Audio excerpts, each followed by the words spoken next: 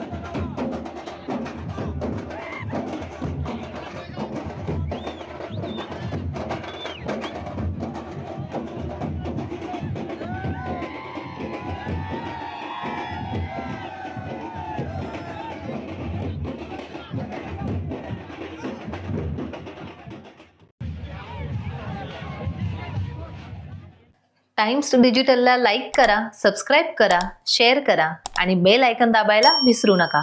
पाहत रहा times digital.